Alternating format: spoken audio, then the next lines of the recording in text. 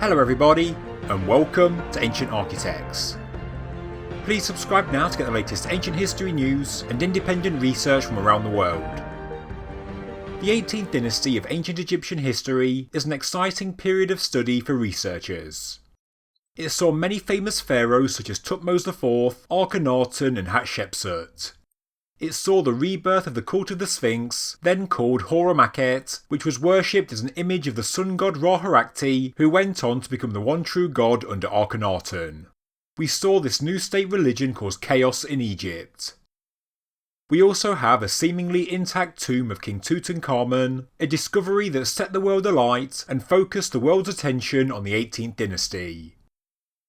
But the first king of this great dynasty, as well as the new kingdom of ancient Egypt, was Ahmose I, who defeated the Hyksos, a group who conquered the north of Egypt and established the 15th dynasty. They didn't rule the whole of Egypt, and throughout the 16th and 17th dynasties the country was divided.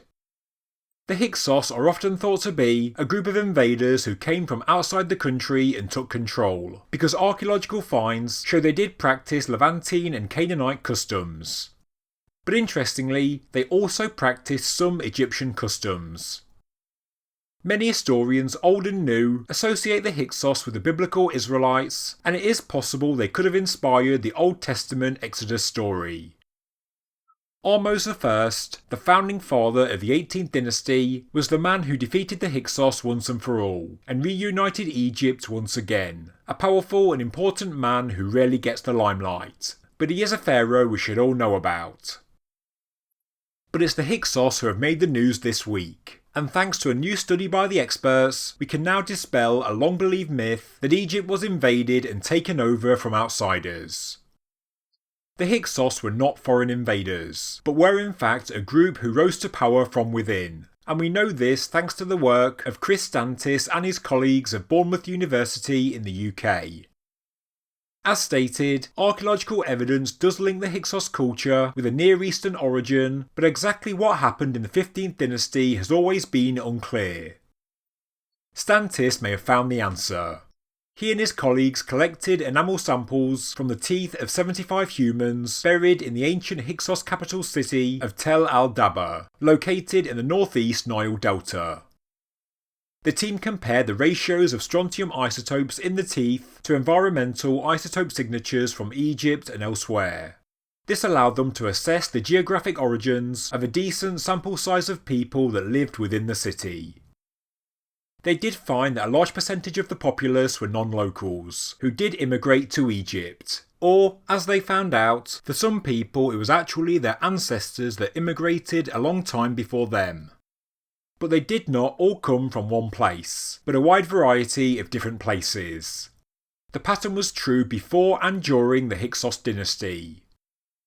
So, the evidence implies there was not a sudden invasion from one single faraway land, but the Hyksos capital was a multicultural region where one internal group, the Hyksos, rose to power after living there for many generations. Their work noted that many people migrated to Egypt way before this Hyksos period, especially women, and this suggests major cultural and economic changes in the country which allowed the rise of new power as opposed to a violent invasion. This is the first study to use archaeological chemistry to address the origin of the Hyksos rulers, and now, to identify the specific ancestries of the Hyksos, more investigations and broader chemical techniques will need to be undertaken. As we know, the Great Sphinx is in the north of Egypt, which was known as Lower Egypt, and had surely been an iconic monument for the ancient Egyptians for many hundreds of years before the Hyksos. But interestingly, the Sphinx was likely worshipped by the Hyksos people before the New Kingdom. Now this is a very important find that not many people know about. It is a Sphinx lion inscribed with the name of a Hyksos ruler named Kion. But interestingly, it was found in Baghdad, so it suggests that the Hyksos rulers also had relations with Babylon. Is what we are looking at a representation of the Sphinx in the Hyksos period? And does that imply that the head of the Great Sphinx was actually recarved in the 18th dynasty as I and many others believe?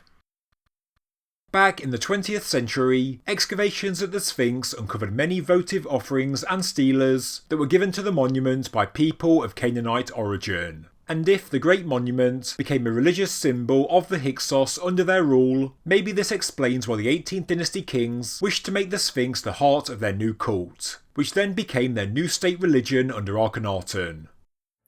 I have to say, I love this whole period of Egyptian history. There is so much we know, but there is also so much we don't know. And if any further discoveries are made, I'll report them here on Ancient Architects. Thank you very much for watching this news update from Ancient Architects. If you enjoyed the video, please subscribe to the channel, please like the video, and please leave a comment below. Thank you very much.